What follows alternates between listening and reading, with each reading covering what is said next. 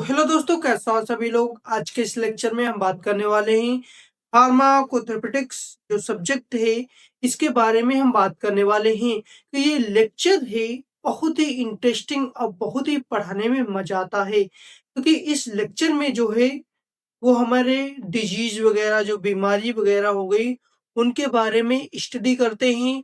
उनके सिम्पटम्स के बारे में यानी कि क्लिनिकल के बारे में जानते हैं और उनके क्या-क्या इफ़ेक्ट होते हैं और किन कारणों से होता है और उसको कैसे ठीक करते हैं, क्योंकि इन सभी चीज़ों के बारे में जब पढ़ते हैं तो हमें इंटरेस्ट तो आता ही आता है और पढ़ने में भी बहुत मज़ा आता है। तो यहाँ पर देख लीजिए हम किस-किस को टॉपिक कौन-कौन से पढ़ने वाले हैं। हाइपरटेंशन, जिसमें बीमारी जैसे जिसमें ब्लड ब्लड प्रेशर जो है वो हाई हो जाता है। एंजाइना पेक्टोरिस पढ़ेंगे और मायोकार्डियल इन्फेक्शन पढ़ेंगे। इन 3 चीज़ों के बारे में पढ़ेंगे। ये पार्ट जो हमारा है, ये फर्स्ट पार्ट है। ये पार्ट नंबर फर्स्ट है। और इसके बाद जो सेकंड पार्ट आएगा उसमें जो है कार्डियोवास्कुलर सिस्टम पूरी तरह से समाप्त हो जाएगा। और इस लेक्चर में जो है बहुत ही आसान शब्दों में हम पढ़ने वाले हैं। जो इस वीडियो को मिस मत करिएगा, क्योंकि अगर इस वीडियो को आपने मिस कर दिया तो आपके 6-7 नंबर आपके मिस हो जाएँगे सिर्फ़ 20 मिनट के लेक्चर में। तो आप लोग वीडियो के एंड तक बने रहिए। यहाँ पर देख लीजिए कि कार्डियोवास्कुलर सिस्टम होता क्या है? यहाँ पर हेडिंग पड़ी हुई है कार्डियोवास्कुलर सिस्टम। तो यहाँ पर देख लेते हैं कि पहले हमारा कार्डियोवास्कुलर सिस्टम होता क्या है। तो कार्डियोवास्कुलर सिस्टम वह बॉडी सिस्टम है जो हार्ट, ब्लड वेसल्स के माध्यम से पूरी बॉडी में ब्लड, ऑक्सीजन, न्यूट्रिएंट्स, हार्मोन्स को पहुंचाने तथा वेस्ट मटेरियल को बाहर निकालने के लिए कार्य करती है। कहने का मतलब यह है कि कार्डियोवास्कुलर सिस्टम वह सिस्टम बॉडी सिस्टम है जिसमें heart, blood and blood vessels पूरी बॉडी में जो है blood, oxygen and nutrients, hormones तक पहुंचाने पर काम करती है एंड जो वेस्ट मटेरियल है हमारे बॉडी के अंदर उसको बाहर निकालने में मदद करता है। तो ये हो गई कार्डियोवास्कुलर सिस्टम की डेफिनिशन। ये हमारा हाइपरटेंशन यहाँ पर क्या होता है, हाइपरटेंशन के बारे में भी बात कर लेते हैं। जब किसी पर्सन का प्रेशर लगातार, यानी कहने का मतलब है कि उसका जो ब्लड प्रेशर है वो लगातार बढ़ा रहता है। कितना बढ़ा रहता है? 144 सिस्टोलिक एंड 90 डायस्टोलिक mmHg या उससे अधिक बना रहता है उस कंडीशन को हाइपरटेंशन कहते हैं। ये जो हाइपरटेंशन है, हाइपरटेंशन को साइलेंट किलर भी कहा जाता है। ये अचानक आ जाएगा, इससे कोई भी हम आपको पता भी नहीं चलेगा, क्योंकि शुरुआती अवस्था में इसके लक्षण जो हैं वो नहीं दिखते हैं। तो इसके ईटियोलॉजी यानी कि इसको किस के कारण की वजह से होता है, यहाँ पर देख लीजिए। फैमिली हिस्ट्री यानी कि फैमिली हिस्ट्री की वजह से होता है। अधिक नमक के सेवन से, भाई अगर आप अधिक नमक जो है वो अधिक नमक का सेवन कर रहे हैं तो उसकी वजह से भी हो सकता है। मोटापे यानी कि ओबेसिटी की वजह से भी हो सकता है। स्ट्रेस, अगर आप स्ट्रेस ले रहे हैं, तनाव ले रहे हैं, किसी प्रकार का चिंता है तो आपका यानी कि हाइपरटेंशन हो सकता है कि भाई हमें ये काम करना चाहिए था, हम घर जाएँगे तो बीवी हमारी डाँटेगी, कुछ कहेगी, उल्टा-सीधा कहेगी, तो उसकी वजह से भी हाइपर हो सकते हो। स्मोकिंग की वजह से हो सकता है, अल्कोहल कंज़्यूम करने की वजह से हो सकता है। अगर आप स्मोकिंग करते हैं, अगर आप अल्कोहल कंज़्यूम करते हैं, अगर आप पीते हैं, ड्रिंकिंग करते हैं, तो हमें आपसे यही रिक्वेस्ट है कि आप स्मोकिंग मत करिए और ड्रिंक भी साथ में ना करिए और अपने दोस्तों के साथ भी मना करिए कर रहे हो अगर तो। लो फिजिकल एक्टिविटी, अगर फिजिकल एक्टिविटी लो है उसकी वजह से भी हो सकता है। किडनी डिजीज उसकी वजह से भी हो सकता है। और हार्मोनल इम्बैलेंस यानी कि जो हार्मोन्स हमारे हैं एंड्रोस्टेरोन, उसकी वजह से भी अगर हमारा हार्मोन्स है वो इननॉर्मल है यानी कि इम्बैलेंस है तो उसकी वजह से भी हो सकता है। ये फिजियो पैथोजेनेसिस क्या होता है? कि पैथोजेनेसिस ये हमारी जो बीमारी है, ये कैसे-कैसे डेवलपमेंट हुई, तो इसके बारे में पढ़ लेते हैं। जैसे हमारे कोई सिम्पटम्स ले लिया, यानी कि हमारा जो कोई कारण है, etiology है, हमने ले लिया कि स्मोकिंग कोई करता है, तो उसको कैसे डेवलप होगी? तो जैसे कोई स्मोकिंग कर रहा है तो उसमें क्या होगा? जो रक्त वाहिकाओं का संकुचन है, वैसोकॉन्ट्रैक्शन वैसोकॉन्ट्रैक्शन है, जो रक्त ब्लड वेसल्स हैं, उसमें संकुचन हो जाएगा। वो सिकुड़ जाएँगी, पतली हो जाएँगी, जिसकी वजह से कार्डियक आउटपुट बढ़ जाएगा, जो ब्लड का सर्कुलेशन है, वो बढ़ जाएगा, रफ्तार पकड़ लेगा, ठीक है? तो उसके बाद जो है सोडियम और पानी का अधिकांश संचार संचित होना। उसके बाद रेनिन एंजियोटेंसिन का जो स्राव है वो बढ़ जाएगा। एल्डोस्टेरोन सिस्टम का अधिक सक्रिय होना। अभी हमने बताया कि जो एल्डोस्टेरोन है इम्बैलेंस हो जाएगा, जिसकी वजह से क्या हमें हो जाएगा? हाइपरटेंशन हाइपरटेंशन हो जाएगा उसकी वजह से, अगर एल्डोस्टेरोन सिस्टम का अधिक सक्रिय ज़्यादा बनना स्टार्ट हो गया। ये किसकी वजह से बनना स्टार्ट हो जाएगा? हार्मोन्स जो हमारा है, अगर इम्बैलेंस हो गया उसकी वजह से जो है वो हाइपरटेंशन हो सकता है। क्लिनिकल मैनिफेस्टेशन की हमारे क्या लक्षण हैं? जो हाइपरटेंशन के सिर दर्द, चक्कर आना, थकान और धड़कन तेज होना और खून से नाक से खून आना और धुंधला दिखाई देना। जिससे हमारी रोशनी है, ब्लड विज़न है, वो हमें धुंधलापन दिखाई देना। और फार्माकोलॉजिकल मैनेजमेंट यानी कि हम कौन-सी दवाई से कैसे इसे ठीक करेंगे? क्या-क्या हमारे बारे में बॉडी पर इफ़ेक्ट पड़ेगा? तो यहाँ पर देख लीजिए एंटी हाइपरटेंसिव ड्रग कौन सी हाई एंटी हाइपरटेंसिव ड्रग होते हैं डायरेटिक्स जो हमारे यूरिन को सिक्रेट करती हैं, बाहर निकालती हैं, जिससे जो है ब्लड वेसल्स को चौड़ा करती हैं। कौन सी दवाइयाँ हमारे ब्लड वेसल्स को चौड़ा करती हैं? डायरेटिक्स दवाइयाँ चौड़ा करती हैं। हाइड्रोक्लोरोथियाजाइड का कार्य क्या है? सोडियम और पानी बाहर निकालते हैं। जो सोडियम होते हैं, साल्ट होते हैं और वाटर होता है, उसको हमारे वेस्ट मटेरियल को बाहर निकाल देता है। यहाँ पर देख लीजिए एसी इन्वीटर्स। एसी इन्वीटर्स क्या होता है? उदाहरण कैप्रिल और कैप्टोप्रिल ये होते हैं। ये क्या कार्य करते हैं? एंजियोटेंसिन सेकंड को कम कर देते हैं। जैसे कोई अभी हमने बताया था ऊपर कि एंजियोटेंसिन सेकंड रिसेप्टर जो है उस सिस्टम है वो सक्रिय अधिक होने लगता है, उसको कम कर देते हैं। कौन कर देता है? एसी इन्वीटर्स होते हैं। तो यहाँ पर देख लीजिए एआरबीएस एंजियोटेंसिन रिसेप्टर ब्लॉकर। ये कौन सी होती टैबलेटें हैं? लो सार्टन टैबलेट होती है जो 20 एमजी की आती है। ये ब्लड वेसल्स को फैला देती हैं। जो ब्लड वेसल्स होते हैं उनको फैला कर देते हैं, जिसके कारण ब्लड जो प्रेशर है, बीपी है, वो डाउन हो जाता है, कम हो जाता है। यहाँ पर बीटा ब्लॉकर भी टैबलेटें दी जा सकती हैं। और ये कौन-कौन सी टैबलेटें होती हैं?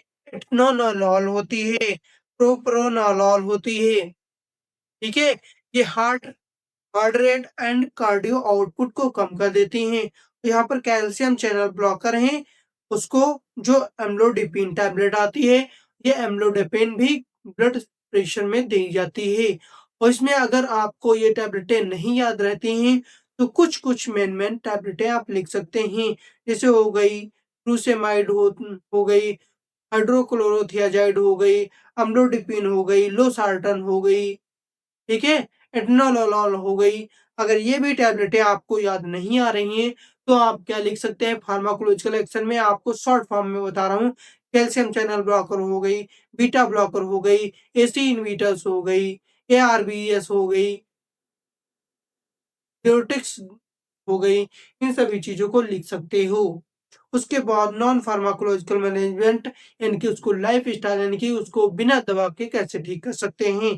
तो नमक का कम सेवन करेंगे और संतुलित आहार भोजन लेंगे, नियमित व्यायाम करेंगे, ये नहीं कि एक्सरसाइज करते रहते हैं। तो वज़न जो है वेट को कम करना और धूम्रपान जो है शराब को छोड़ना पड़ेगा। तनाव यानी स्ट्रेस को कम लेना पड़ेगा। कम लो और बीपी जो है वो नियमित जाँच कराते रहिए। यहाँ पर देख लीजिए एंजाइना पेक्टोरिस। उसके बाद अगर आपको हाइपरटेंशन समझ में आ गया हो तो वीडियो को लाइक कर दो और चैनल को सब्सक्राइब कर लो। क्योंकि मैं ये नहीं चाहता अगर कोई आपका दूसरा लेक्चर भी मिस होए। ये बहुत ही ईज़ी लैंग्वेज में आपको समझा रहा हूँ। तो यहाँ पर देख लीजिए एंजाइना पेक्टोरिस होता क्या है? तो एंजाइना पेक्टोरिस वह कंडीशन है जिसमें हार्ट की मसल्स पर्याप्त मात्रा में ऑक्सीजन नहीं मिलती है, जिससे चेस्ट पेन या दबाव महसूस होता है, लेकिन हार्ट की मसल्स को स्थायी नुकसान नहीं होता है। इसे एंजाइना पेक्टोरिस कहते हैं। कहने का मतलब यह है कि एंजाइना पेक्टोरिस वह कंडीशन है जिसमें जो हार्ट की मसल्स होती हैं, वो स्थायी रूप से किसी थ्रोम्बस की वजह से या फिर क्लॉट की वजह से जो हार्ट जो मसल्स हैं वहाँ पर नहीं पा पाती हैं, जिसके कारण चेस्ट में पेन होने लगता है और जो हार्ट फेल हो जाता है, जिसके कारण तो इसी को एंजाइना पेक्टोरिस कहते हैं। इसके एटियोलॉजी क्या होता है? यानी कि कोरोनरी आर्टरीज में संकुचन हो जाएगा, ठीक है?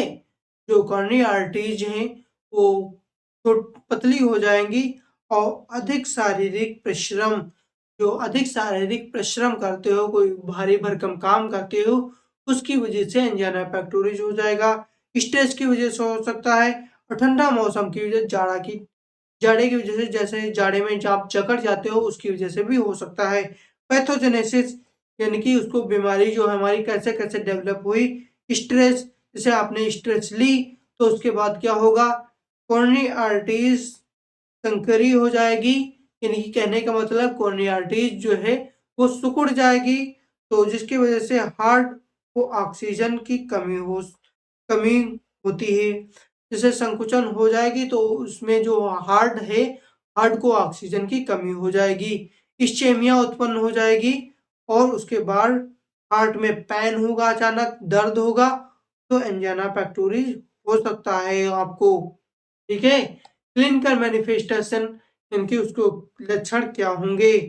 तो सीने में दबाव या जलन महसूस होगा, दाएँ दर्द बाएँ हाथ, गर्दन और जबड़े तक फैल सकता है। जो दर्द है जबड़े तक फैल सकता है। उसके बाद साँस फूलना, पसीना आना, घबराहट महसूस होना, ठीक है? घबराहट महसूस होना और फार्माकोलॉजिकल मैनेजमेंट में नाइट्रेट्स यानी कि नाइट्रोग्लिसरीन टैबलेट आती है जो दर्द में दी जाती है मोस्टली, और बीटा ब्लॉकर दी जाती है और कैल्शियम चैनल ब्लॉकर यहाँ पर दी जाती है। अभी हमने बताया था कि बीटा ब्लॉकर में कौन-सी टैबलेटें आती हैं, कैल्शियम चैनल ब्लॉकर में कौन-सी टैबलेटें आती हैं। एंटी प्लेटलेट्स ड्रग यानी कि एस्पिरिन भी दी जाती है, जो चेस्ट पेन में दी जाती है। नॉन फार्माकोलॉजिकल यानी कि उसको भी बिना दवा के आप कैसे ठीक कर सकते हैं, ठीक है? तो यहाँ पर देख लीजिए बिना आराम के आराम करना है, तनाव को कम करना है, धूम्रपान छोड़ना है, कम वसा वाला आहार लेना है, जिसमें वसा फैट यानी कि कम हो और अवॉइड अल्कोहल अल्कोहल को अवॉइड करना है, वेट नियंत्रित करना है भाई आपको। अगर वेट आपका बढ़ रहा है तो उसकी वजह से भी हो सकता है। यहाँ पर देख लीजिए मायोकार्डियल इन्फेक्शन जिसे एमआई के नाम से जानते हैं, एमआई फ़ोन नहीं जिसे रेडमी कहते हैं, यहाँ पर बीमारी की बात हो रही है, ठीक है? इसे हार्ट अटैक भी कहते हैं, यहाँ पर हार्ट अटैक लिखा हुआ है, ठीक है? तो मायोकार्डियल इन्फेक्शन में क्या होता है? मायोकार्डियल इन्फेक्शन यानी कि वह कंडीशन है जिसमें कोरोनरी आर्टरी जो है पूरी तरह से बंद हो जाती है, जिसमें जो है मसल की कोशिकाएँ नष्ट हो जाती हैं। ईट ईटियोलॉजी यानी कि कोरोनरी आर्टरीज में थ्रोम्बस यानी कि ब्लड का थक्का बन जाता है और इसमें जो है हाई ब्लड प्रेशर जैसे कोई चीज़ पहले से बम्बा ली यानी कि पाइप को ले लीजिए, उसमें आगे से आप रूंद दीजिए और तो उसमें जो पीछे से कोई तेज़ रफ्तार में छोड़िए, अगर आपको धक्का पहले से रुंधा हुआ पाइप है, तो उसमें प्रेशर लगेगा, जब प्रेशर लगेगा तो पार नहीं होगा, कोई चीज़ उसमें पार कराओगे हो, तो वो फेल हो जाएगा। तो इसी तरह से जो ब्लड वेसल्स में यानी कि क्लॉट जमा हुआ है, उसमें पीछे से जो हार्ट है, दिल है, वो पीछे से ब्लड फेंक रहा है और उसके साथ वो नहीं फेंक पा रहा है, तो उसके कारण जो है हार्ट हमारा फेल हो जाएगा, ठीक है? समझ में आ गया? जो हाई ब्लड प्रेशर है, हाई ब्लड प्रेशर हो जाएगा, डायबिटीज़ हो जाए अगर डायबिटीज़ की समस्या उसकी वजह से हो सकता है, स्मोकिंग की वजह से भी हो सकता है।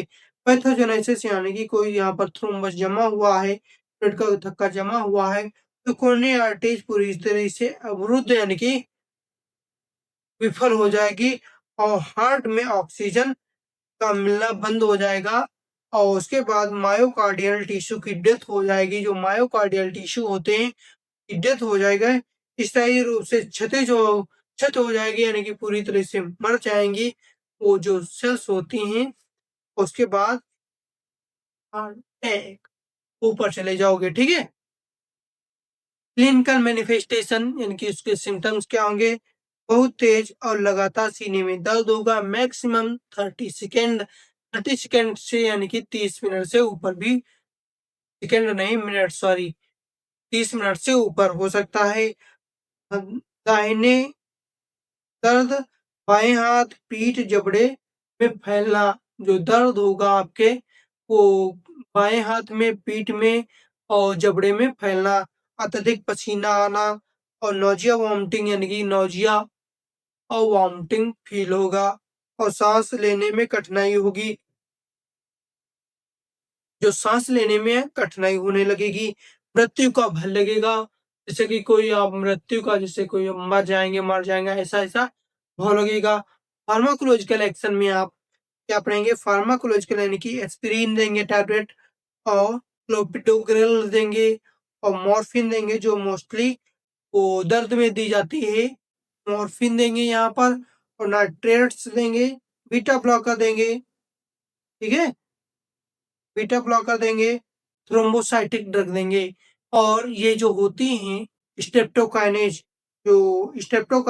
टैबलेटें वगैरह होती हैं, इनको देंगे। उसके बाद नॉन फार्माकोलॉजिकल मैनेजमेंट में क्या देंगे, बिना दवाई के उसे कैसे ठीक करेंगे, धूम्रपान पूरी तरह से बंद करें, एवॉइड एल्कोहल एल्कोहल अगर कंज्यूम करते हैं तो इसको बंद करेंगे, स्ट्रेस को कम करेंगे, योगा, ध्यान और प्राणायाम को कम करेंगे और नींद प्रॉपर लेंगे, पूरी तरह से नींद लेंगे और वेट को नियंत्रित करेंगे।